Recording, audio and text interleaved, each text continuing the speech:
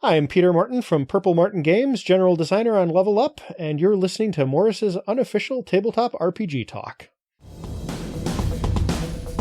This week, Morrus, PJ, and Jessica discuss the Hasbro layoffs and how they affect Dungeons & Dragons and the RPG industry as a whole. In the news, Baldur's Gate 3 has an advent calendar with bonuses, and rumors of a Baldur's Gate TV series on Netflix, Paizo and TYPE40 are kickstarting a Wayfinder Compass replica, and more. Plus, a brand new sketch about the Four Horsemen of the modern apocalypse. This week on Morrus's unofficial tabletop RPG talk. The Imperial Opera House is this week's sponsor. Get yourself down there and listen to people warble and screech their way through obscure foreign languages, achieving notes never intended for human consumption. You are guaranteed not to understand a thing, but they do sell nice ice creams at the interval. Wait, what? They don't sell ice creams? What sort of outfit are they running there? All the tabletop role-playing news. We aim to amuse and we aim to enthuse. And Morrus's unofficial tabletop RPG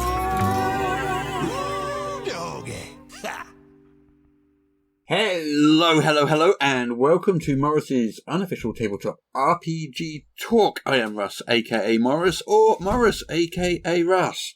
And with me this week, very jet-lagged, is PJ Coffey from the Southampton Guild of Roleplayers. Russ, as ever, I am delighted to be here, although I am experiencing time in a new and exciting fashion, which is sort of wibbly-wobbly, timey-wimey, handy-wavy stuff.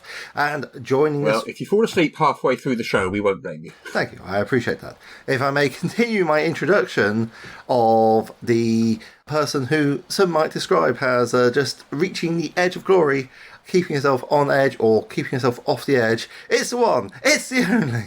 It's me, Jessica from EN Publishing. And that was inspired because we were just having a very interesting conversation about different web browsers. Yeah. Which we won't regale you with. Interesting. That's not low barrier word in this conversation. It's a stretch. Yeah. Anyway. Just to give context. Let's do a little bit of no context. News-a-rooney, shall we?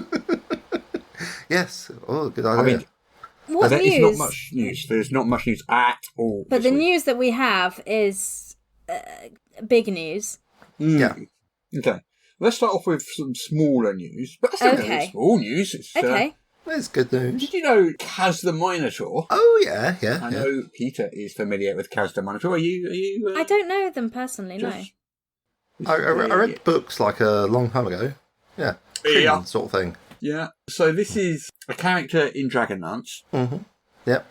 He's a Minotaur, obviously, called Kaz. I mean, because Kritish Minotaurs, for context for listeners who might not be as familiar, and probably also for Jess, is basically your D&D Minotaur is a big hairy monster that goes raw and smashes through doors. A Dragonlance Minotaur is on a much smaller, svelter scale and is part of like a Minotaur empire, I believe. Yeah. And they're very much more with quite Romanesque trappings and a lot of seafaring. Yeah, so like, very like authoritarian, militaristic, and super into their sea travel. And Kaz, of course, is the good Minotaur that deviates from their awfulness. Yes, Kaz is the Drizzt of Minotaurs, I guess. Right. Yeah. Okay, because it's got that lovely bioessentialism. So there were two novels years and years ago. Yes. About Kaz. One was called Kaz the Minotaur, and the second one I can't remember what it was called. But Richard A. Nark? Yes, yeah. So Richard A. Nark wrote those, and last year announced a new project with the return of his character Kaz. Finally, on DM's Guild, has appeared as of this coming weekend. I think December 16, 17. Is that this weekend? That's Saturday and Sunday. Yeah. Yeah, in PDF and print on demand. So now, if you're listening to it. Yes. Yeah. Is going to appear, this project, finally, with a classic Jeff Easley cover. I haven't seen it yet. It's not on there yet, because we're recording on Friday, so it's going to be appearing tomorrow. A new project. It's called The Journals of Kaz the Minotaur, Lost Colony. Okay. It's for 5e. Yep. Obviously, because it's on DM's Guild. Yep. He's working with the Dragonlance Nexus, or has worked with the Dragonlance Nexus in order to make this. Especially what I can say because I haven't seen it yet because it's not actually there yet. But by the time you hear this, you can go and have a look and find out a lot more than I actually know just by looking at it. I guess. Sounds good. There you go. There's Cast of Minotaurs appearing on DM's Guild tomorrow our time, today, as you're listening to this. Or in the past, most likely. Or in the past, depending when you listen to it, yes. So, anyway, if you want to read a 5e thing about a Minotaur, there you go. DM's Guild, go check it out. Another thing we can talk about, which isn't really news, but it'll be upcoming news, is that nominations are open on EN World for your most anticipated RPG of 2024. My most anticipated RPG? No, not you, the listeners. The rest of Morrus's most You don't anticipated care for RPG. your... I was saying you. I was talking to the listeners, not you. I don't care for your opinions. Oh, I see. Yes, right. There is That an all makes article... so much well, sense. Russ, do you want to talk about it a bit? Because you do this every year. So do you want to... I do this every year, yeah. Yes. So every year we do a big, massive poll, and thousands of people vote and stuff, and we find out what the most anticipated RPG of the upcoming year is going to be. Mm-hmm. And in past years, we've had like Blade Runner, and we've had Savage Worlds Adventure Edition, Dune, Pendragon was last year. Yeah. And we're going to find out what is the most anticipated RPG of 2024 again. So, nominations are open. Pop on over to EN World. There'll be a link in the show notes. You can post a nomination, and then all the nominated products will go into a big poll and people can vote, and then we announce them in the new year, basically. I imagine 13th Age 2nd Edition will be quite popular. I know I'm anticipating that. Also, I suppose Tales of the Valiant might also be up there. Yeah, a lot of people back that. Yeah. And the MCDM... That's not coming out till 2025. Yeah. That's going to take a while couple of years away. make. Well, then don't vote that one then, people. No, you can't vote. You can if you like, but yeah. You can't, because it's not eligible. You spend all of 2024 anticipating it. Yes. Early 2025. I am anticipating it, yeah. Yeah, but we're not anticipating it being released in 2024 because the Well, that's where publishers... someone might be. I mean... Well, I was apparently. I They'll was. be sorely disappointed, but they might be. Yeah, that was me. You just described me. Oh, we're sorry. No, that's okay. I actually haven't backed it yet, so I can't really say it's most anticipated. Well, it's made over $3 million so far. I think it will be available at retail. I've spent my December TTRPG budget, so I'm going to have to hold strong. Fair enough. Willpower. Yeah. I mean, Yeah. it's been quite divisive. I quite like that it set out its stall. It's very clear about what it is and it isn't. It says it isn't about exploration, so I know it isn't for me, because I don't want to play role-playing games that don't have exploration in. Yeah, that's So, right. yeah, no. For me, Tactical combat, enjoy. Good stuff. Like it. Exactly what you said. It's very clear what it is, and I'm liking a bit of tactical combat recently because I've been playing a bit of 5e, and we've been getting this combat side of it because that's what it does well. And I'm like, you know what? I'm enjoying sometimes running in and just being a big strong hero that hits things with my sword, and yeah, sometimes I just want to do that, and it doesn't have to be any more deep than that. But there are other games. Yeah, exactly. Thwack. Is that your goose or a duck impression? No, it's me. It's you Whack, going whack, thwack. whack. Thwack. No, not quack. Thwack. With I know, TH. but it sounded a bit Oh, like a I thought duck. you said quack too. Yeah. No, Right. I was trying to That's work out fine. the duck. Mate, Keep you your can piece be... on the brain. I was trying to work out what the duck always. was going on here. You could be a goose warrior. Goose fighter. Anyway, but if you go onto the EN World site, there's a link there, and you link by just commenting on the forum, isn't it? And there's rules about what you have to do on that post. Correct. Yeah. Yeah. So, But Does I mean, will the new edition of 5e count as the most anticipated game for I don't know. 2024? Is it a new game or is it not a new game? I don't know. Yeah, I've just noticed in the thread someone's commented that. Because they're kind of saying it's not a new edition, but I mean, I think a lot of people are looking forward. insisting it's not a new game. But a lot of people are looking forward to it as a game that they're excited for.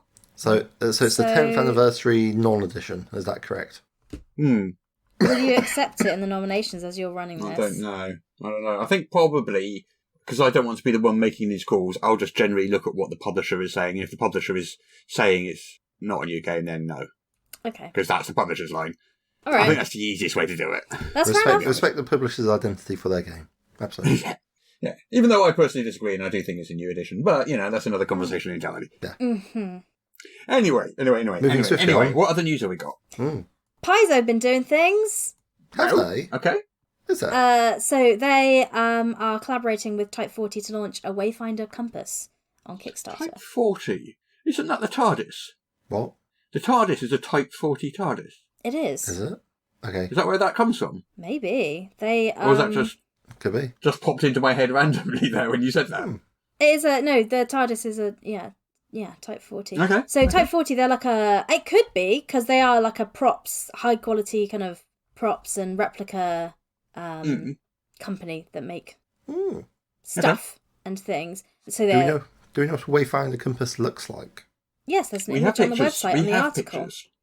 Here, let me share it with you It's via the it's power. it is very pretty, to of be the fair. internet. It is But very yeah, they're pretty. making the Wayfinder Compass that's in Pathfinder Society objects. They're making a real life version of it. It'll probably be quite pricey because it's going to be like a high end luxury product. But the pre-launch page for it is up. I don't know how much it is, but there is an early bird discount apparently. But if you go to their website, you can see they make really high quality, good stuff. And the pre-launch page is up, so it looks quite cool.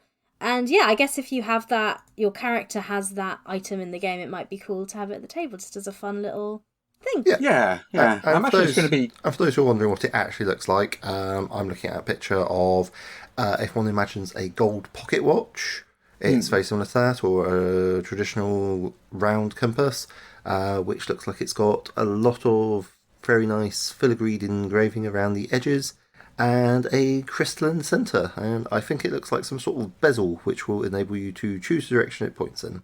So there we go. Yeah, I imagine it'll be quite pricey. It looks like a sort of... Yeah, it looks like a high quality I'm only item. looking at the picture though, so I don't know. Well, if you look on their website, their stuff is like expensively priced. I think it's fairly priced and good value because it's, but if it's for you, and if it's not, it's not. I mean, it looks like $30-40 just from the look of the thing. And if it opens up and does stuff inside, that's going to make it a more expensive piece to make. I think it is going to be an opens up and does stuff situation. And I think that would probably be worthwhile. It looks like they're going for quite a high production value, as far as I can make out from this simple publicity shot that I can see. Yeah. I think there'll probably be more coming. This is just the Well, it's hitting pre-launch. Kickstarter, isn't it? So it'll be... Yeah, so there'll be a lot more stuff going on about it. Oh, they're set to go live on December 26th. Oh, is it 26th? Yeah. Oh, I didn't know that. That's a choice. No, fair enough. Go. Well, I guess it'll be running throughout January, so... Yeah. Anyway. Okay. Ooh, right, so, Legacy of Worlds. So this is a live stream, a streamed game, which is coming in February, and will be running weekly until October, which is long. And this is, and it will culminate in a massive live event at GaryCon. So this is the D&D multiverse with a whole bunch of celebrity players. So we've got Ed Greenwood playing as, and they're playing as like their own characters sort of thing as well. I think so. They've got Ed Greenwood in it playing as Elminster. We've got Luke Gygax playing as Melf, the wizard. We have got Tommy Gofton, Keith Baker of Eberron fame, and Elisa Teague. And they're all these legendary D&D characters, and they're on a big old mission to save the multiverse from something. That's nice of them. I like the multiverse. Yeah, I mean, everyone's got a multiverse these days. I've got a multiverse. I assumed you're talking about the one we live in. That's the one they're saving. The real multiverse, yeah. That's why I was like, I'm grateful for that, because I live there. Yeah. Well, eventually there's going to be a multiverse of multiverses, and all the Marvels and the Star Warses and all the multiverses will be joined into one mega multiverse. You're not seen and the D&D latest well. season of Loki then? Well, yeah, exactly. But yeah, so yeah, it's going to be really interesting. I mean, I like the idea of like, people like Ed Greenwood playing Elminster and things like that, which I think is kind of fun. And Luke Gygax. I met Luke Gygax at Dragon Meet. You did. I bumped into him. I didn't know he was going to be there, but I was looking at some dice boxes on a stand, and I heard someone introduce him off to my right, and I turned around and I was like, oh, there's Luke Gygax standing like 2 feet away from me. Yeah. So I just introduced myself, said hello, and he was lovely, very charming, very nice, and very tall, and it was very nice to meet him. Anyway, so that's Legacy of Worlds. There's also something called Proxy Hunt, which is a D&D what is epic. that? Big old D&D epic on D&D Adventurers League. And these epics are sort of where you have lots of different tables participating at the same time. Yeah. And like hundreds of players can play these sometimes. Wow. hundreds would be quite a stretch, but yeah, I mean, these are big things. I mean, we have covered that sort of thing before. Yeah. There was the 1200 did that one in Utah, like April or so. Do you remember? It was massive. It was held in a shopping mall. Yeah, sure. In Utah, and there was like 1,200 people playing. It was a massive. Absolutely, yeah. Very cool. But anyway, so these things, I mean, they're not all that big. It's just they can be. So this is called Proxy Hunt, and this is a cross-campaign play thing. So characters from Forgotten Realms, Dragonlance, Ravenloft, Eberron, they can all sort of unite and play together in this campaign. This adventure. It's one adventure. It's tailored for tiers 2 and 3. Apparently emphasises creative problem solving, features all pillars of play, moving away from like combat, traditional heavy combat. I mean, Adventurers League has always been like really good for social combat and exploration. They are often very good modules. Yeah. So this one, so it's set for a 4-hour game, optimised for sort of 8th and 13th level. 8th and not 8th to 13th level, 8th and 13th level. And it's tailored for 2 tiers, 2 and 3. So I guess you choose which tier you're playing, I guess. I don't know. Interesting. Yeah. Well, that sounds fun. I mean, I've never played any Adventurers League stuff, but that's piqued my interest, as it were. I like that idea. Yeah. Anyway, that's that. Any more news? We've got any more news? Apart from the great big sort of bombshell news we're going to get into in a bit. I have a little bit of news that I thought was quite cute, because it's Baldur's Gate, so I'm gonna talk about it. What's that, Jess? What's Baldur's Gate? I've never heard of it. Oh my gosh, Russ. What a treat lies before you. It is a digital game brought out by Larian Studios, loosely made in partnership with Dungeons & Dragons. Digital game? What? No pen, no paper? Correct. Wow, what a time to be alive. So you can download it on Steam, it's on Xbox, it's on PlayStation, all those things. And it's a turn-based kind of RPG, role-playing game, if you will, that is loosely based on the D&D 5e rule set. It's not completely the same, but there's a lot of familiarity. Like, you roll dice to do social encounters, and the combat rules are very inspired and similar to them. But anyway, so that's what it is. It's a great game, 10 out of 10, would recommend you should play it. But also, as a little fun Advent thing, they've done a free online mini game thing where you earn little rewards that you can use in your game, and it's all free to play. And it's like a little card matching game. So from the 13th, it started on the 13th. You can go back and do them, but it's 13th to 24th. Every day they're releasing a little mini game. Like today's one, it's like a little card matching kind of game. So you just flip cards over and try and, match them. And then, when you complete it, you get some little rewards. I don't know what they are. I think maybe it's like items that you can put in your game for Baldur's Gate or stuff like that. I just thought that was quite cute. That was nice. So I'm going to be doing that to see if I get little interesting things to use in my game. That was nice. So that's at advent.baldursgate3.game. So we'll put the link in the show notes. But I just thought that was cute. I heard a Baldur's Gate 3 rumour, and I cannot. So let me preface this. This is utter rumour that I heard somewhere, so vague that I can't even remember where I heard it. I read it somewhere on the internet. So this is not verified news. It's probably not true. But I heard it, and I thought you'd be interested, so I'll say it. I am.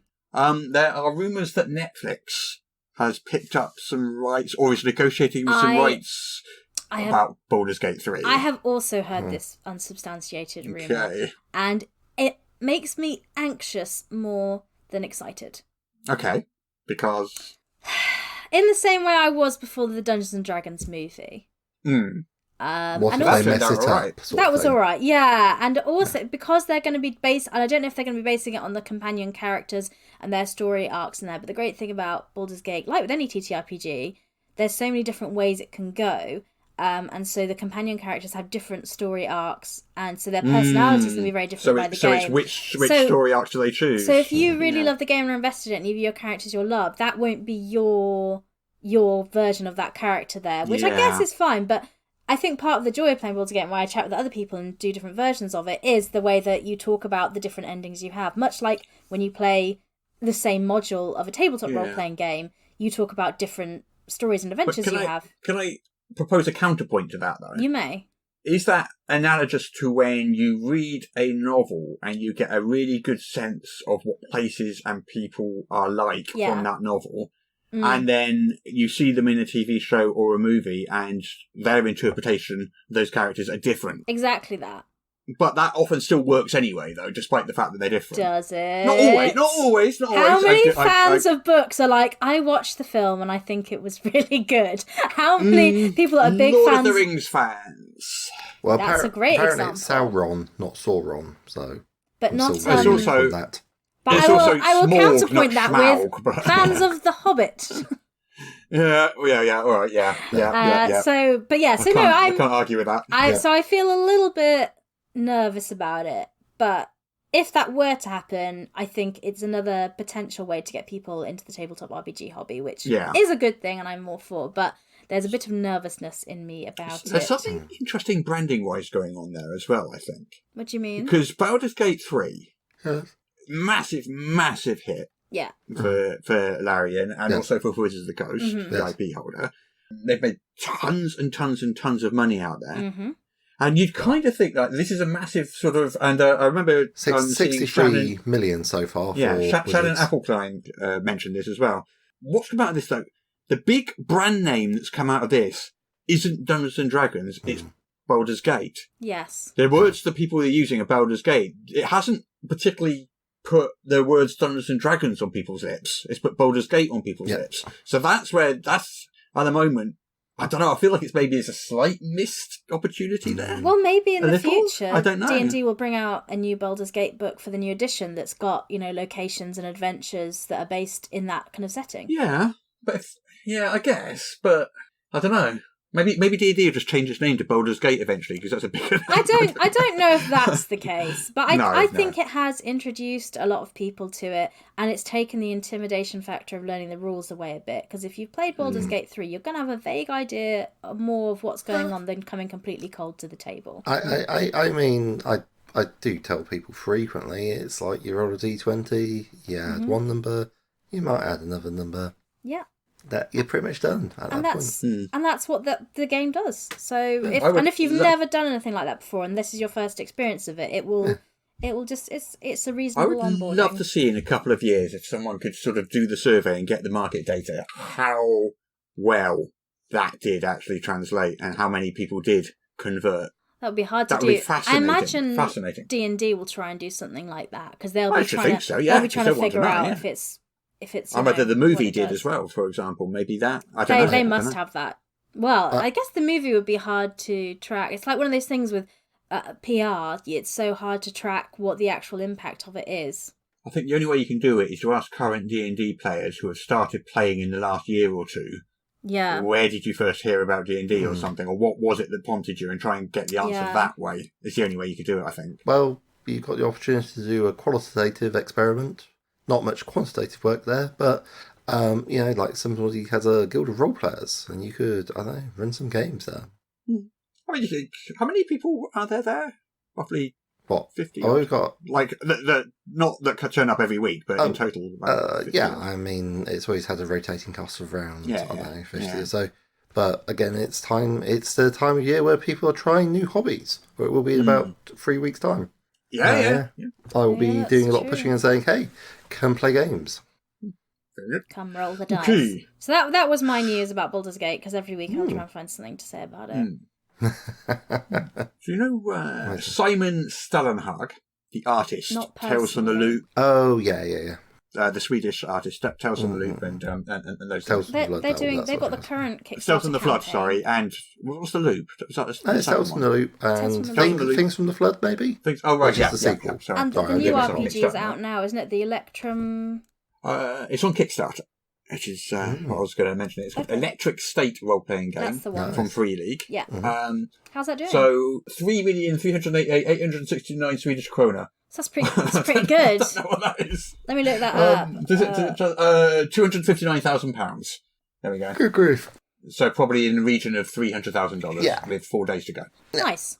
Chunky. Yeah, I just thought I'd mention it because Free League do work with Simon Stallenhag quite a bit on these sort of like alternate. I mean, the previous ones were alternate 1980s. I think this is more 1990s. Is it? I think. Yeah. I'm not sure. Yeah. Yeah, but basically they take the art, this awesome art by Simon Stallenhag, and create this kind of The world from it. world around it, basically. Yeah. It's also been licensed for a movie by the Russo brothers, and will have Millie Bobby Brown and Chris Pratt in it. Oh, cool. Well, they did that. They did Tales from the Loop. There was a TV show of it. Yeah. I didn't do well with that. Oh, I liked it. I heard some people liked it. Yeah. I did like it. Yeah. So this game, Year Zero engine, like most of their stuff, and you journey across the ruins of America, travelling among the discarded mechs and downed drones of the Second Civil War. So I think we did mention that last week or the week before. We have mentioned it. Sort of yeah, sort of Disneyfied mechs, in a way. That's the wrong word. Just like, they're kind of like Black Mirror-esque, cutish looking, but clearly very big and very deadly. Yes. Yeah. So we did mention it, but it's on Kickstarter now. Doing well. 4 days to go, so jump in there quickly if you want it. Yeah. Free League always make gorgeous stuff, so. True. Yeah. Looks good. Yeah. Okay, any more news before the big news? I'm afraid I've been a bit out of the loop. I don't have anything, I think. No, I think largely... I think we're all just waiting to talk about Wizards of the Coast, ending the year as they started it, in controversy. A couple of tiny little bits. This is Games Workshop has given all of its staff an end-of-year £2,500 bonus, which I thought was nice. Yeah, so they had a really profitable year, so they're like, wow, that's great. Let's spread it amongst people that work at our company. And I'm like, good job. Yeah, I thought that was pretty cool. Oh, Dungeon Delver's Guide is on Polygon's list of best TTRPG books of 2023. Nice. Yeah, that was well nice. Deserved. Lovely. Yep. Well deserved. It really is like a it's a very classic good book. piece of work. It's a very, very good book, yeah. Like definitive, if you want. I mean, I say that, obviously, as the publisher of it. I mean, take that as you wish. But I think it's a very good book. There is a 30-page essay in there which Paul Hughes concentrated like 20 years worth of great dungeon delving advice into one essay in his own words. Bloody brilliant. There's another 8 dungeons in there, and just the node system which solved the problem of how to do traps well in D&D, which people keep trying, and I was like, well, okay, now we can stop looking for a solution. We've actually found it, which I think has been amazing. Anyway. Anyway, so congratulations, especially to Paul Hughes, who shepherded that one. Wasn't the only creator on that book, but was the lead designer on that book. Absolutely. Yeah. It's among good company as well, because I just want to say, also on that book is like Avatar Legends, Barkeep on the Borderlands, Fabula Ultima, Flea Mortals, Helena's Guide to Monster Hunting, The Lord of the Rings role-playing game, Old Gods of Appalachia. So there's a whole, there's big obviously names. a list of 10. So there's big names on there. So it's really nice. Better supported names as well with bigger communities. Yeah. Not to put too far point on it, so it's really good. Yes, I do feel we are like quite small and niche compared to everyone else on that list. Yeah, They're the type of people that I'd meet at a convention and being too embarrassed to talk to. That's the company we're in on that list. You wouldn't be. And I just told you, I freeze. So sorry I'm here. Anyway, but I think that is all the news. That is all the news.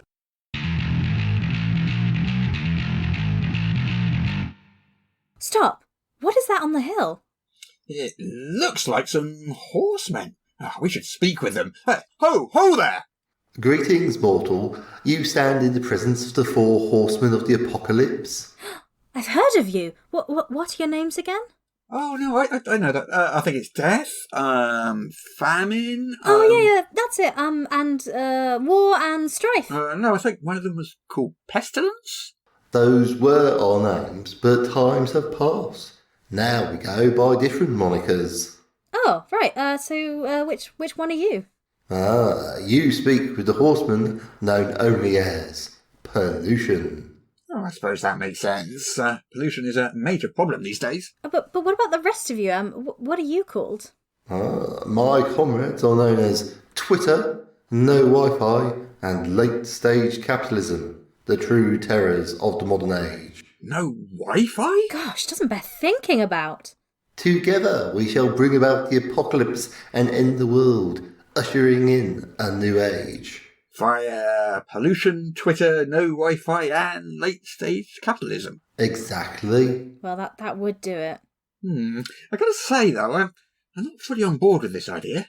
Not fully on board with... The apocalypse. What do you mean? Well, I think what we're trying to say is that, we're not entirely convinced that the apocalypse is a good idea, as it were. Not a good idea? What nonsense is this? Of course it's a good idea. Is it, though? Yes, it is. Is it, though? Yes, it is an excellent idea. But why?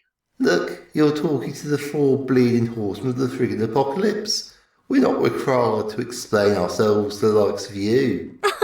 The likes of us? Just what is that supposed to mean? Yeah, mate, look, apocalypses are one thing, but there's no need to be rude. Apocali. What? Well, I'm pretty sure the plural of apocalypse is apocali. I don't think it is. Like hippopotami or octopi. Octopi? Are you sure about that? Well, it might be octopoids, now you mention it. Octopoids. Does that mean the plural of apocalypse is apocaloids? I guess it must be. Right, well, then you... what's your name again? Pollution. Yeah, pollution. Well, like I said, apocaloids are one thing, but there's no need to be rude. The plural of apocalypse is not apocaloids. Yes it is. I mean, we just proved it. By logic. Logic don't come into it, you trifling mortals. You're sounding more like your friend Twitter right now.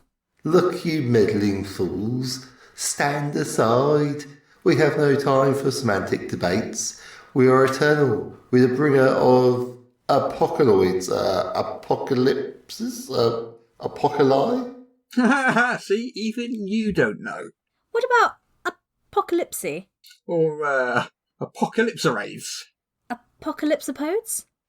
Apocalypsticals? Silence. We shall cleanse this world of your babbling rubbish. You and your friends? Yes, I, Pollution, and my comrades in doom. What, Twitter, no Wi-Fi, and... Late stage capitalism? Exactly. None shall stand before us. Come, fellow riders, let us ride and bring wasted ruin to the world of mankind. Come, Twitter, come, no Wi-Fi, come, late-stage capitalism, to the destruction of mankind for the apocalypse. Did you mean apocali?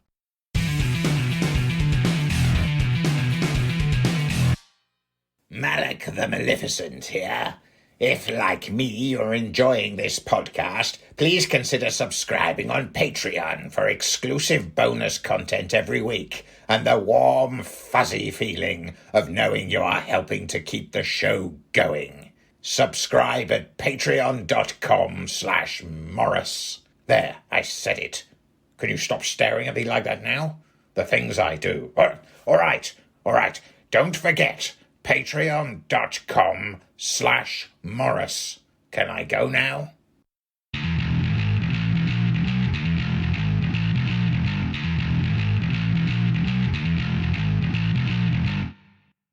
So, the big news to our, let's just say, Wizard of the Coast have had an interesting year. They started it off In controversy. in one enormous controversy, and they're going to end it in another one. So, If anything, they are consistent. I guess you cannot. Yeah. Okay. Yes. They're consistent. So Hasbro is laying off 1,100 employees. Yes. After earlier this year they laid off 800 employees. So another 1,100 employees are being laid off. Yeah. And this came out early in the week. And people were thinking, is this going to affect Wizards of the Coast? Surely not. I mean, Wizards of the Coast is their golden goose. It's the most highly performing division. It's really making all the money and pretty much propping up the rest of the company at the moment because they've got flagging toy sales and all this sort of stuff is going down. You know, Wizards of the Coast is the golden goose. They're not going to interfere with that, are they? They wouldn't, Wizards will be fine, won't it? Yeah. Don't kill the goose that lays golden eggs. Well. So. I hate to break it to you, but that is not the case. No. Yeah. That is not the case indeed, because Wizards has been, I don't want to say decimated, but, I mean, maybe. I mean, decimated would be 110, it seems like. Exactly, and it kind of looks like about that, I don't know. Yeah. I mean, maybe self-lobotomized? That might be a word I'd use, just because of the sheer brain drain we are going to be talking about this in a business and a hobby sense and what this means for that, but we do acknowledge that these are actual people, individual who've lost their jobs, and that really sucks for them because, for all the obvious reasons, losing your income, losing it, especially in December as well, when a lot of people are celebrating various holidays and have spent more money than normal, is also a scary time. So, thinking of all those people. I'm thinking there's got to be a reason why, because Wizards historically, and not for the last few years, they stopped doing it. They historically had these big pre-Christmas layoffs, and they did it every year for several years in a row. Yeah, and it got to the point where it became kind of like I don't want to say running joke, because it's not a joke, because it's people's livelihoods. But every year it's like, it's time for the pre-Christmas. Yeah, here we go again. And it's every single year. But this is like the 90s and 2000s you're talking about. I think it was like past 2010. So it wasn't early 2000s. It was. It does. I think basically up until about 5e. I think from a business perspective, it does make sense that layoffs would happen at similar times of years. Like it sucks to do it this time of year for I was just wondering why December? Whenever it's a tax thing or something, it could it's be always their financial reporting. That's when they do their reports and make their decisions about financial commitments for the future year. So maybe that's when they agree what their staffing budget will be, and if Perhaps possibly we could look at what's happened, and then I've done some reading and I can explain pretty much what's happened, what's happened, and then also what's going to happen next, which is not good. Let's get into it, Russ. So what has happened? What are the facts and things that have occurred? This is what we know so far, because Wizards, bear in mind, has said nothing. Yes. Well, I mean, Chris Cox has said that there's a malaise in toy market or something like that. Yeah, so Chris Cox put out a email to staff, which ended up being published in the Wall Street Journal as well. Okay. Was it Wall Street Journal or the Washington Post? Wall Street Journal. I think it was Wall Street Journal, yeah. It was a fairly long email. Obviously, I can't read it out now because it would just take ages. It is linked on EN World, though, so you can read it in full. You can read it, yeah. But basically, it was toy sales have been bad. Strong headwinds are not great. We're making big changes to our leadership team structure, scope of operations, all this sort of stuff. But it kind of broke down to, over the next 6 months, 1,100 people are going to be laid off. Mm-hmm. Some of them have come forward and publicly made statements on Twitter or Facebook or elsewhere, just like, hi, I was one of the people that was laid off. And we can go through who those people are soon. Mm-hmm. And others will be announced over the next 6 months. So it's going to be an ongoing process. We're going to keep hearing this over the next 6 months of people being laid off. And then just sort of, I know this is difficult for the holiday season. We value our team members, all the sort of stuff you'd expect that sort of email to say. But that's what that was. So it was an email to staff, and that's how people realised this was happening. And then it started hitting Twitter.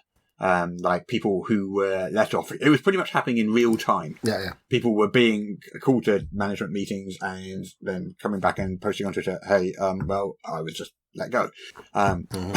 You could literally watch this process happening in real time. It was scary, to be honest. So some of the people, like D&D designer Dan Dillon, you'll find Dan's name in the front of many, many 5e books. Yeah. Just tweeted, today was my last day at Wizards. Not sure what's next. Yeah. But there's so many people. There's Dixon Dubo, who's a lot of these people are behind the scenes as well. So maybe you might not be familiar with their names, but obviously they've made Wizards the things that you love. Yeah. Wizards they're in is a big your company with with lots and lots of people that work on these things. Dixon Dubo, creator relations, art director Bree Heiss, senior development editor Eitan Bernstein, Amy Dallin, the D&D Beyond producer and host, senior communications manager Larry Frum, Mike Merles, interestingly, who used to be one of the senior management on D&D before getting moved over to Magic the Gathering, 3 years ago, I can't remember when exactly. Was let go, which was a surprise to everybody. People on the Magic the Gathering side as well, like David McDarby, a game designer, talent manager Paul Cheon, the D&D art manager Rob Sather. Oh, there's so many people. The guy who created DM's Guild, Chris Lindsay, is gone. And DM's Guild, I think, is one of Wizards' golden gooses, I guess. Because, Liz Shrew, licensing and publishing manager, is gone. Loads, and more. I mean, I don't know the people well or personally, but I'm told that the people that Larian Studios worked with to make Baldur's Gate 3, their contacts at Wizards have all been given the old TIFO. Yes, I saw that. Yeah. That's good. They basically said that team we met, almost none of them are there now. Yeah. So if you love Baldur's Gate 3, the team at Wizards that helped and consulted on that are now not there. Yeah. Well, as I like to think of it, they're now available for hire by third-party publishers. So if you wish to get involved and if you can afford them, scoop up some of these people, they are readily available and looking for jobs. I wish we had the budget at EM Publishing to do that.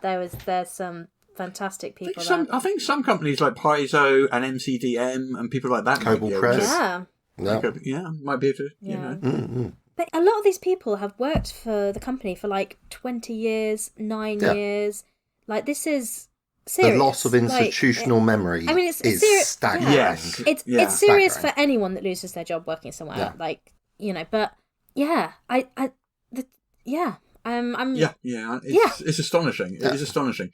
And you kind of think, Wizards is doing so well. It's making record amounts of money. Massive exactly. Because I understand a business, if your business isn't making money and you can't support a certain number of staffs and you have to let people go, that sucks. And I understand that has to happen in business. But what's confusing to me about this is Hasbro is a big brand with lots of different product lines and things. Like Wizards of the Coast is a branch of that. Yep. My thoughts as a humble business manager of a very small business would be if you had an unprofitable product line, you would need to reduce staff in that area, but your product line that was doing really well, I wouldn't look to cut from. So, that would be my thoughts.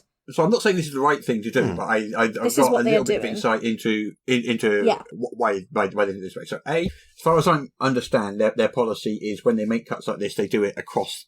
They don't pick a department and destroy it completely, never to be seen again. They haven't taken the toys department and say, okay, we're not doing toys anymore. Bye. They've done it across the board. Yeah. That's their policy, to do it like that, because toys might come back, They don't want to completely gut it so they can't ever do toys again. Sure. So they do it across the board, kind of equally across divisions, is their policy. Whether or not that's a good idea or not, I'm not saying. But that's what they do. That's what they do. I think it's not a good policy, but there we go. Yeah, I don't know. I haven't got a... It's generalist versus specialist thinking. I mean, it does make a certain amount of intuitive sense that you should, if you can do one thing really well, focusing on that one thing is a good way to go. Yeah. Also, diversifying is also quite handy. Yeah, I think Hasbro doesn't want to put all of its eggs in Wizards' basket. And that's fair enough, but they've got Transformers.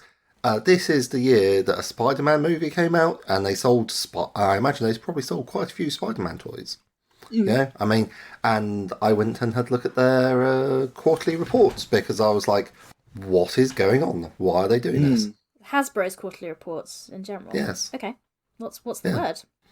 Oh well, sorry to reveal this to you, but Chris Cox did in fact tell us that he was going to do this back in October 2022. Okay. Hasbro Blueprint 2.0 and Operation Excellence, which you will see in reference in the various quarterly reports. I spotted Operation Excellence and that, and I was like, what's going on?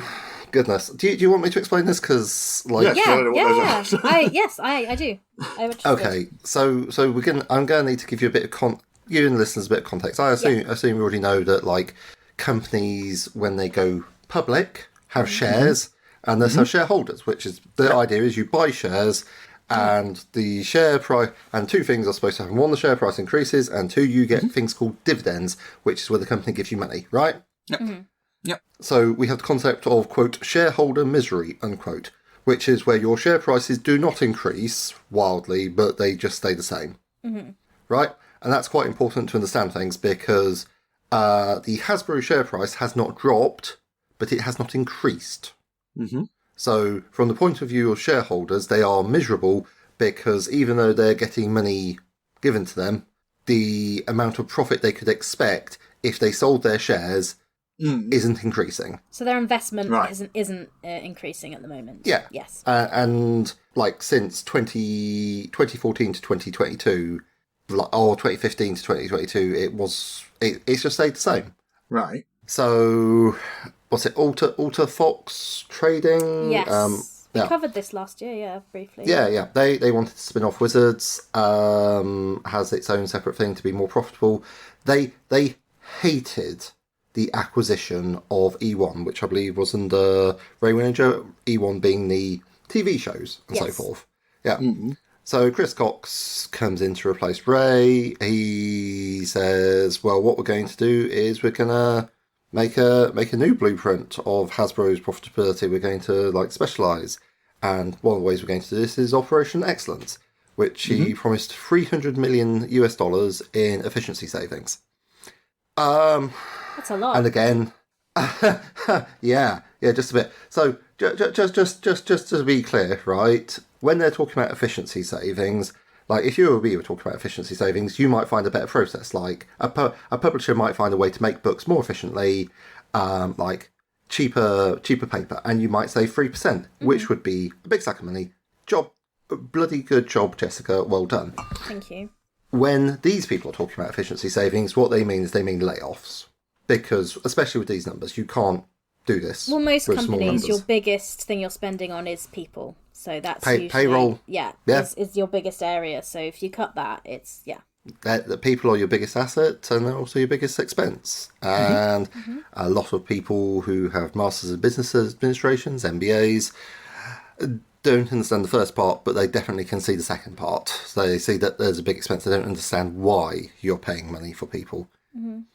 And we can see that Operation Excellence has been ongoing. It's in Hasbro's quarterly reports. They sacked 800 people. They made 80 million savings, and they said, or 81 million or something. They said, yes, we're on track with this. So I'm expecting to see Operation Excellence getting an extra 100 million or so, which would be, about 180 million, 190 million that they'll have saved. And their target is 250 to 300 million, which is to be done by 2025.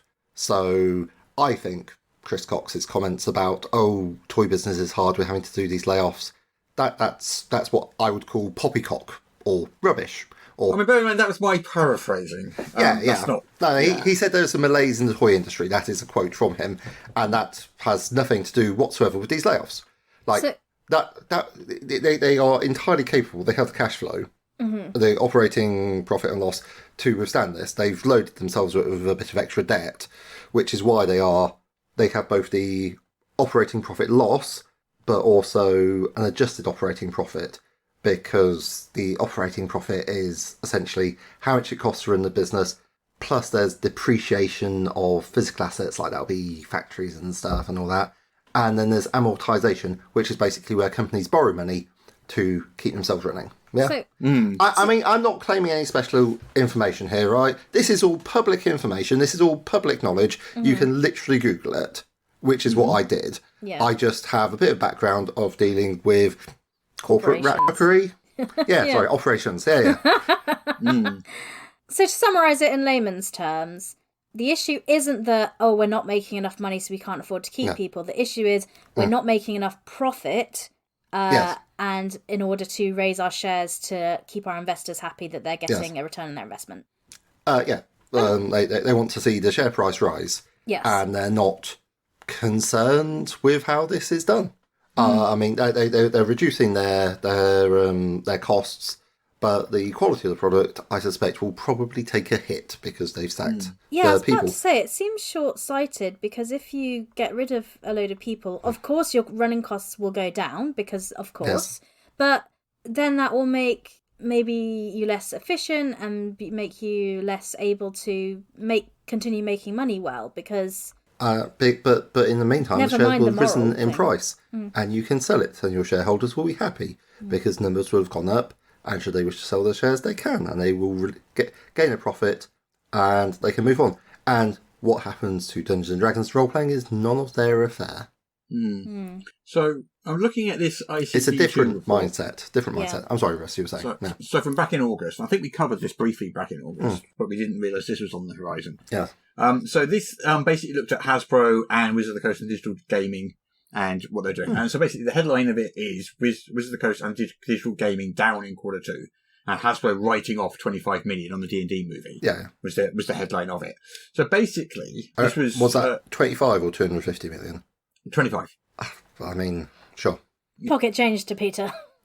I mean, look, you have to look at the things, right? They are doing quarterly turnover in the, thousands of millions, in the what we would call the billion range. Yeah. So Hasbro's profits went from, in 2022, there was a 219.1 million profit for Hasbro. 2023, 188.6 million loss in quarter 2, 2023. Yeah. So Hasbro's revenue is basically down, 10% or something. Down to 1.2 billion from 1.34. I'm just shouting out numbers here and it's really boring. But Hasbro's revenue is down about 10%. But Wizards in particular has been strong. Yeah. Like D&D in particular was like a 33% up. Yeah. Mainly digital revenues, D&D Beyond and stuff like that. But D&D in particular was 33% up. So, D&D and Wizards are kind of Hasbro's most profitable quarterback at the moment, as it were. I mean, yeah, sure. It's but are they it's Magic the Gathering and the virtual tabletop, which is bringing in absolute sheds of cash. I mean, Wizards is very profitable because a lot of the stuff they do is digital, and they have great margins on their books. But they do loads of stuff with D&D Beyond and so forth. So the more digital stuff they bring in, and they've just had a windfall of 67 million from Baldur's Gate 3. So, which is essentially just licensing, which is pretty much just free money. Yeah. So there's no expense. I think one thing to take into account when it comes to Baldur's Gate, though, but it's the profitability, right, is nice, but it's not the whole story. You've also got to look at the total amount of money, and they are not bringing in that much money to be significant to Hasbro's bottom line. Yeah. The thing about Baldur's Gate, though, is it's not necessarily reproducible. No. So, they did that this year, and that was amazing for them and stuff like that. Windfall. But, it's not Baldur's like it's going to happen next year or the year after. 5 and 6, obviously. But, so... I mean, Baldur's Gate 4 due 2030? Yeah. Because it took a long time to get... Yeah. But it does kind of make BG Wizards look more... look stronger than it actually is if you just take the raw numbers. Yeah. And you realize a part of that was a big sort of lump sum from, Baldur's Gate, which isn't going to happen next year. Well, I mean, it wasn't that much money, as I say, because 61 million... I mean, if you're not talking triple digit, if you're not talking hundreds of millions of dollars, you're not really impacting the bottom line of, you're not really affecting the revenue stream, right? It's basically minor blips. Yeah. So, Hasbro was 1.1 billion, wasn't it, last year? So, 60 million is what percentage of that is that? Is 5%? 60 out of 1,100. Yeah? It's not big numbers. 6 out of 110. We're talking very small. Yeah. 6%-ish. 7%. Sure. Yeah. Low numbers. It's really not that significant. So, again, these... Because the thing is that we have to bear in mind is Project Excellence is still ongoing, and it has a target date of 2025, which means that... There's going to be more. There's going to be about 1,000 more job cuts. More. I mean, it probably won't be that many, because they're looking for a total number, and when you do a layoff, a bunch of people will then leave, because they're unhappy and afraid and pissed off, right? The science... Right? Because there is a science behind this sort of thing, says that layoffs are a terrible idea. Unfortunately, science-led thinking is not how LinkedIn works, which is what these MBA people use to make their decisions. It's like with the tech companies didn't need cash, but they laid off piles of employees because they wanted to, increase their share price or something. But it just leads to more and more people quitting. Like when Elon Musk sacked 80% of his 40% of his staff, he ended up with 80% turnover because another 40% were like, nah, I don't like it here no more. All my friends have gone. I don't like this guy. If you know that more layoffs are coming, if I was working there, I'd be like, well, I better get my CV out there and, just in case, because there's a lot to be said for having a secure, place that you work, knowing that, that you're going to get paid and you're going to be there a while. I mean, you shouldn't take your advice from me. I mean, I'm just some random person. But I do know what a $300 million promise looks like when they say efficiency savings. It means job losses. And I do know, I've added the numbers up, right? It's about $100,000 for an employee. That's not salary, that's how much it costs to keep someone employed. Yeah. More or less. That includes salary, but also other things like in the UK it's PAYE and they're paying into pension schemes and tax and blah, blah, blah, blah. It's like a ballpark figure. The details will vary, and that's the gap.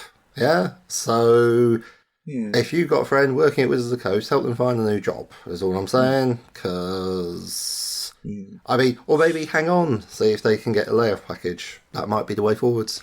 What? So Peter Adkison, who he owned Wizards until it was sold to Hasbro in 1999. Yeah.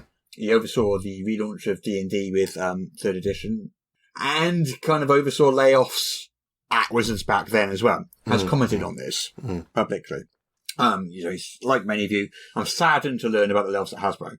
He says he doesn't know what's happening behind the scenes at Wizards. He doesn't know. It's been 20 years since he was, within those walls and things like that. So this is mainly about his own reflections. And he said, when I read about the layoffs at Hasbro, my immediate feeling was shame. Yeah. Shame for when I did the same thing at the same company, Wizards, before we sold it to Hasbro.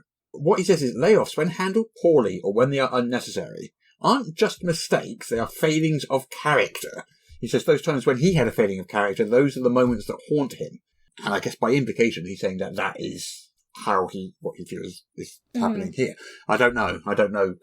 I'm reading between the lines, so I can't speak for what he thinks. But it's just interesting that he made that comment and regrets some of the layoffs that happened in the past. Yeah, it's horrible having to let people go, because I had that, because I had to close down my company and I had employees at the time, so I had to tell them that was the case. But I don't feel that was a flaw in character, because it was like the business isn't viable and isn't going to continue. It was the right decision for you, yeah. Yeah, I mean, you're not trying to increase. You weren't trying to increase your shareholder price. I was not. I did not have shareholder prices. Exactly. Yeah. So, no, but when these big companies are doing it, it's because they want to reduce their biggest cost, which is their staff, and it like Southwestern. Sorry to bring in a non-TTRPG company. They went into COVID and they deliberately decided not to do layoffs, and they have bounced back really well because they still, when the times were bad, they held on, and then times are good again, they had their staff, they had the institutional memory. It's kind of weathering the storm, as it were. Yeah, I mean, how long did it take to bring someone online? 3-6 months? And that's for like relatively simple admin tasks and stuff like that. That like a big, Yeah, like, the internal processes of I'm going to say a mega corporation, that's going to take a long time for people to learn. Like, you're not going to get people up to speed all that quickly. So, I mean, I don't even think they understand what they are doing, and in many respects, they don't care. Why would they care? People go buy D&D anyway, until they don't. Well, on that... Well, you used it...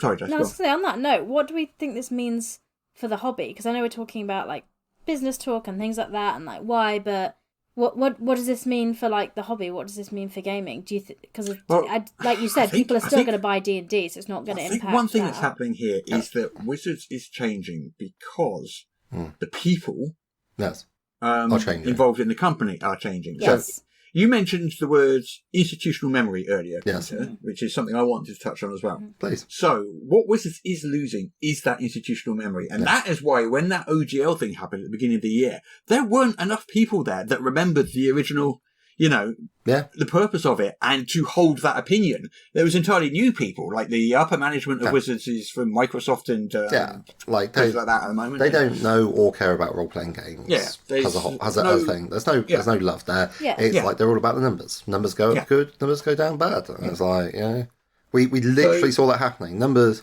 they're like, numbers are going up. Let's get more numbers going up by getting rid, like, using this OGL thing to our advantage. And then people started cancelling their D&D Beyond subscriptions. And, like, that is not going to happen. I mean, it doesn't even matter how many there were. It's like, if you get a spike, you can see, like, there is something going wrong with your thing. Like, you know, like, say you had, like, 10 subscriptions per month, and then suddenly you get, like, 100, 200. Like, yeah, like, you're going to say, what is the problem? And when there is a very obvious solution, or very obvious problem there, then, yeah, I don't know. I mean, like I say, I don't claim... I have never, ever claimed special insider knowledge about the workings of Hasbro D&D because it would be ludicrous for me to do so. Ludicrous. I've had people tell me, I'm like, I do not claim this. I use the internet. I'm on a weekly news podcast, so I pick up stuff because it's right there in front of me. It's in my face. I'm just embarrassed I didn't spot the Hasbro thing earlier, but I'm just not that interested in corporate... what do we call it? What's the euphemism? Operations. I'm not that interested in corporate operations, but here we go. Okay, but going back to what Jess said a minute ago, what do you think this means for the hobby? Going forward. So this is my kind of feeling, and I'm trying to sort of put this into words on the fly here. So you know, I might ramble a little bit, but basically, we're going into 2024 with a not new edition of D&D, run by a company that has, you know, dwindling institutional memory of D&D's, or particularly Wizards' history, and of the community and player base and things like that, with a different set of priorities and a different viewpoint, run by management that has come externally from places like Microsoft and other places like that. I think I don't know, I can't answer what I think is going to happen to the hobby, but as we touched on last week with the World Gardens and D&D Beyond, all that sort of stuff, I do think we are going to see some big, big changes. Yeah. And I think, you know, in 10 years' time, we're going to be looking back at this and it's going to be a very different landscape. Yeah. I mean, like, I'm just looking at a post on Mastodon from Sly Flourish, which has popped up in my feed. He says, 2 things became clear to me recently. 1, there is no Wizards of the Coast, only Hasbro. 2, D&D is a digital brand now. And he says, it's up to us to keep our hobby strong. Buy physical RPG books and PDFs direct from independent publishers. Don't become reliant on online digital tools. Use paper character sheets. Let players use options from non-Wizards of the Coast 5e books. Play other RPGs. What else can we do to strengthen our hobby from the whims of any single company? Yeah. That is... So, great summation. I agree. Yeah, I agree with all of that. Yeah. I think that we are still in a place... We're in a place now, and I think we will continue to be in the future, where D&D is the big market leader, so what they do will shake the whole industry. They've got the branding, they've got the money behind it as well. It's... even... But maybe not the people anymore. Well, I mean, they've got people buying the stuff. They got the... I mean, and there's a lot. It's a very competitive designing industry. It's like, you know, if you went on any random Twitter thing and did a poll and said, "Would you work for Wizards of the Coast?" most people would say yes. I think that is also. I mean, that kind of skews things a little bit because just of the nature of the hobby and stuff. Like what, having a job at the biggest design company? There are so many people lined up who would gladly go and work for Wizards. I would not. So many. I would not want to. No. Well, don't worry. Sometimes nature is a way of protecting us from that sort of thing. I had a self-inspection. I was like, no, this is that. And I feel quite happy. Not that I was offered a job, just to be clear. I don't think. Not that I've been, you know, just to be clear, yeah. But yeah, like so you're telling me Wizards isn't headhunting you right now? No, not Wizards. No. No. Oh, nice. Yeah, like I mean, I thought about it and I realised there was absolutely zero chance of me ever being offered a job. So that's why I talk about the bad side of D&D. A lot of designers think this way. They'll talk about it privately, but they won't like do anything publicly because there's still that hope that they'll get employed. So yeah, it's a powerful thing. A hope I have though is there's all these really talented, amazing people that worked at Wizards that are now available for work. Yes. And like Russ was saying earlier, maybe there'd be like MCDM or Paizo or companies that are in a position where they can afford to hire people. Yeah. I wonder if they'll scoop them up and we can see. I'm sure some of them. What other amazing things that they can do? Because I was looking at this, I was like, well, if we had the money to, I'd love to employ this person to do that, and love to do that, you know. And you know, I think it's very. I'm hoping that there's other parts of the industry that can afford to employ these people, and we get to see what amazing stuff that they do. if history is anything to go by, what will tend to happen is some of them will be picked up by other companies like Paizo and so forth. Some of them will start their own ventures in the hobby, but a lot of them will leave the industry completely, and that will be a loss to the industry because I hope that doesn't happen. But they'll go and work on video games or something else instead. And it is unusual in the TTRPG industry because people don't get hired back by the company. When I'm saying layoffs scientifically are shown not to work, that's what I'm talking about. Like, people get laid off, and then they have to be hired at more money to come back and do the job. It's there's like a lot of stuff about this. Counterintuitive. I'm given to understand that Seattle or that area or Washington State has some rules about hiring people back after laying them off as freelancers as well.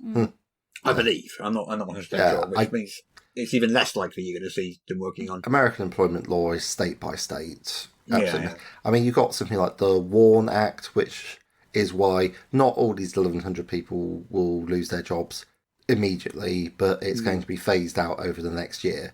Because there's only a certain percentage you can do at once or something, isn't it? But they have to be done now, because otherwise you can't claim the things for your project excellence on your quarterly statements. How do I say? This is all like just Hasbro operating costs 2023.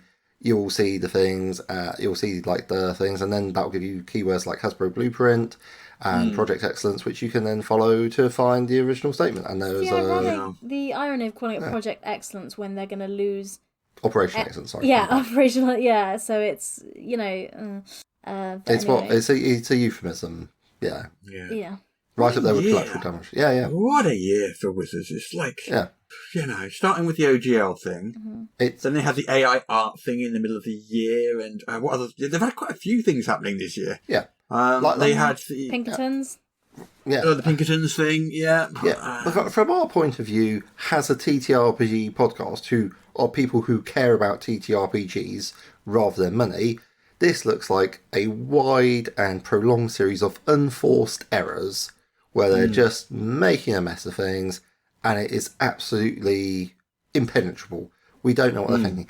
If you put on we only care about short-term profit and loss and share prices increasing, this is great. This Ultrafox is 100% signed up on, they publicly declared that they're okay with this Blueprint 2.0, and they're 100% signed up for this Project Excellent. They think it's a great idea.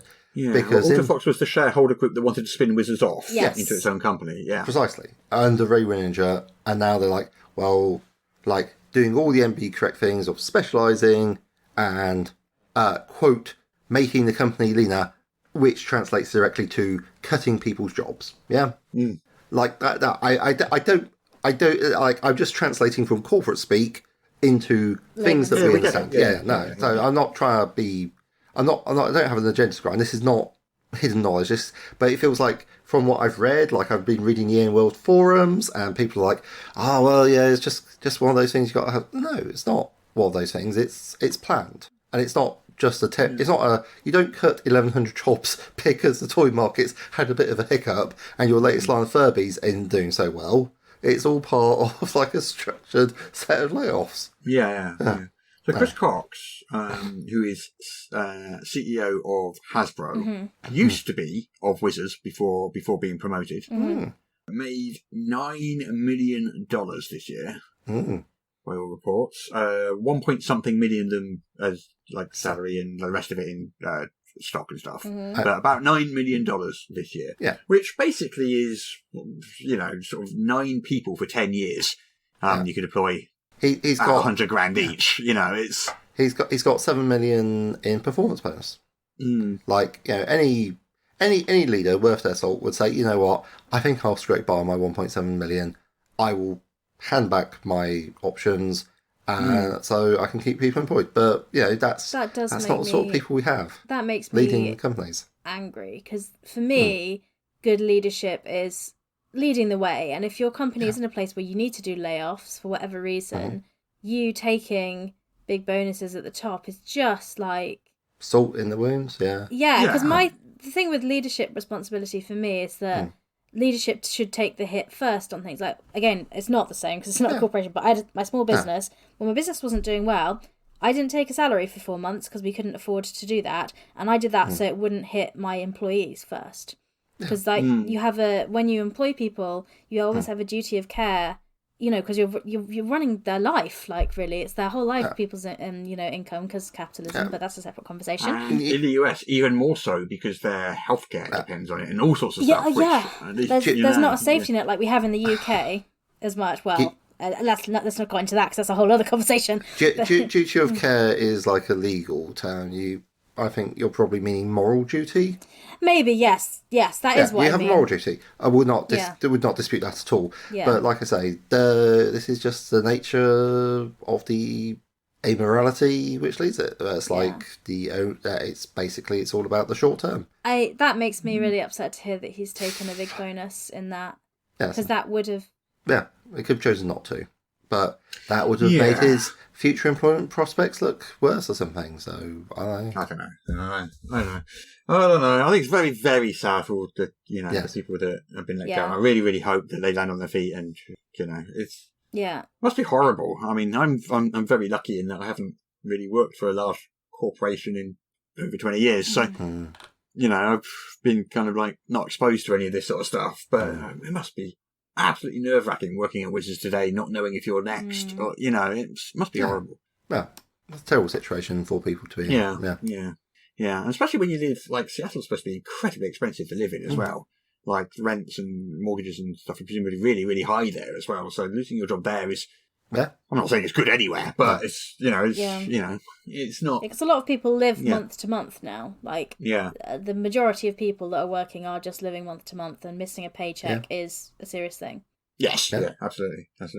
Yeah, well, I don't know if there's anything we can really add to that. I mean, it's things happening, it's things ongoing, and I'm sure more news is going to trickle in about that over the coming, weeks and months. Yeah. Well, I hope we can report on all the amazing things that these people that are no longer at Wizards are doing. So I hope soon we can. I reckon we'll probably see some small studios pop up, because that's happened before. Like Green Ronin was, Chris Pramus and things like that, and Paizo was, Lisa Stevens. I'm looking forward to reporting on that. That's what I'm excited to talk about.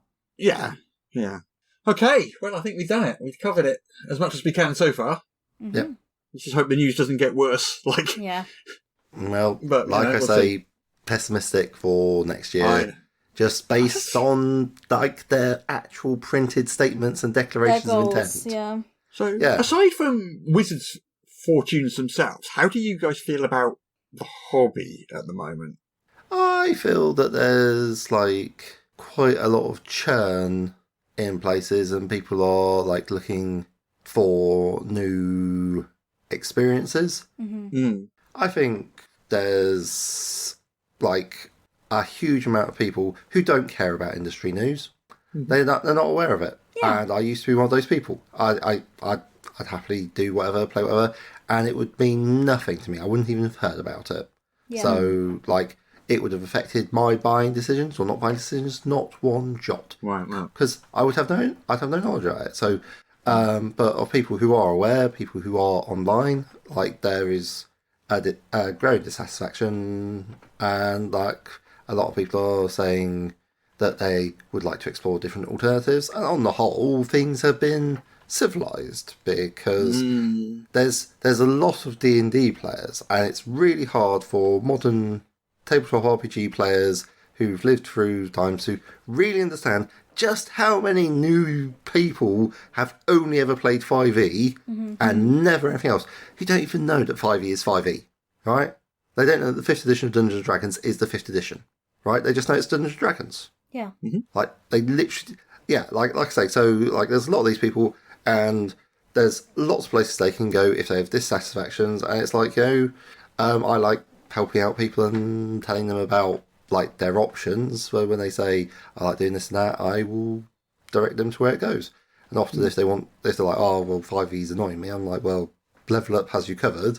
If they want more tactical, I'm like, well, Pathfinder 2nd edition does have very good design for tactical combat. It does do that really well. And people are like, I just want to flirt with my friends across the table and do that. And it's like, have you thought of thirsty sword lesbians?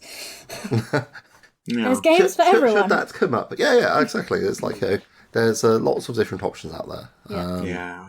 Well, I kind of feel like D&D is very much going to become, you've said this a lot before, Peter, as well, a digital first. It won't become digital only, but it will become digital first, and the books will be kind of more for collectors and also won't necessarily be I said it was as up to date as the online stuff. This is an incredibly unpopular opinion. I mean, it's just bloody obvious.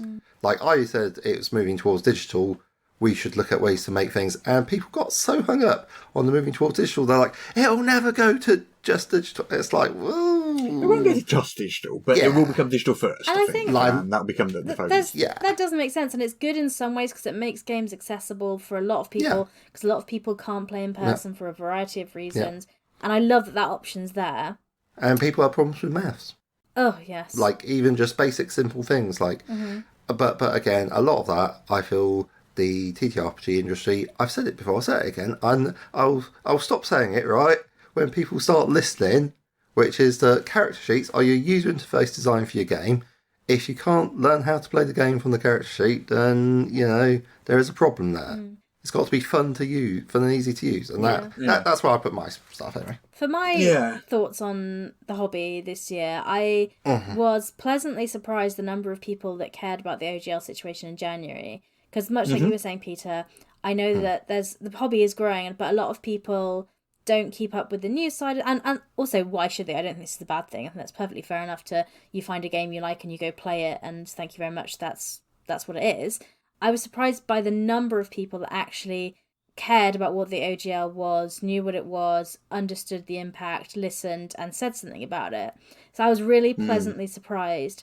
Because I knew that in my little echo chamber, because a lot of my friends and people I know are indie tabletop RPG publishers or work in the industry, so I was like, I know we're all going to be outraged, but I was surprised that general public, GMs that just run the game for their friends and it's a hobby thing, were also outraged by it.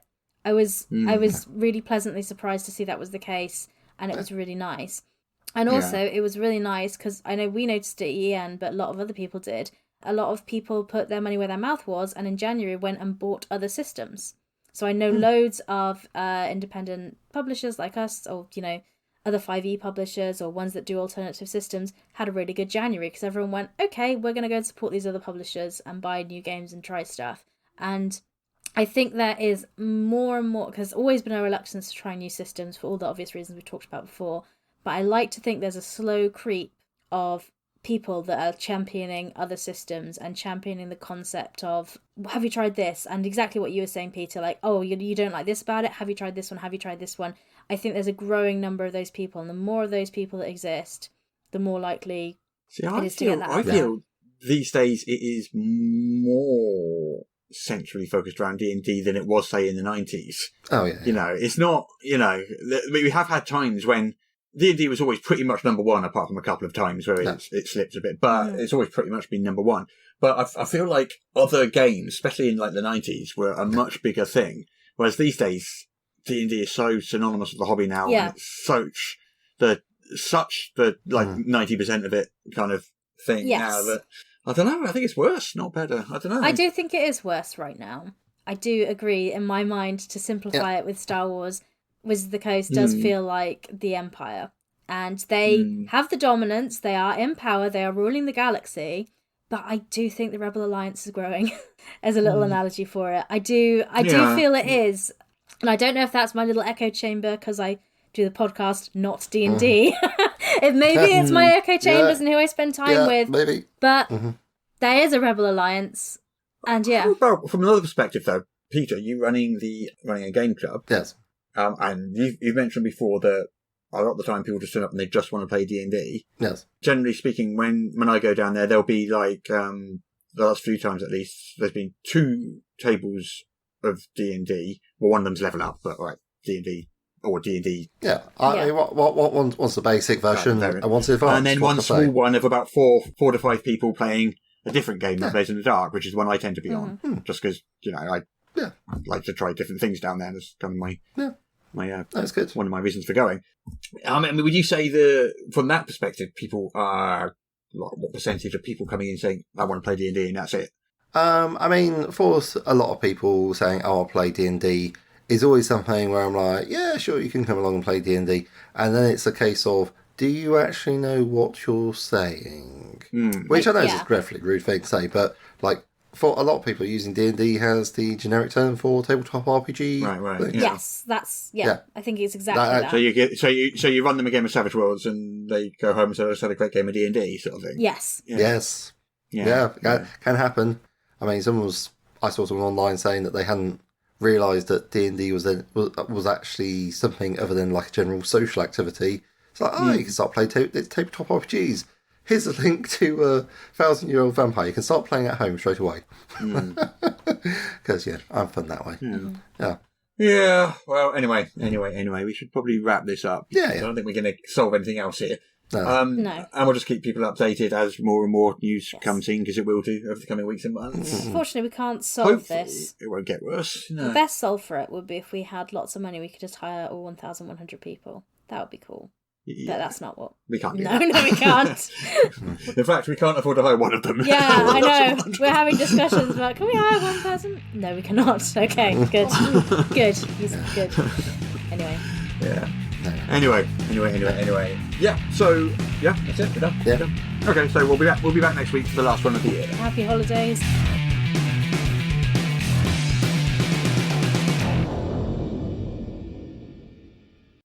Apparently I now have to read this to you. This is the official podcast of Morrus's unofficial tabletop RPG news, which you can find at enworld.org.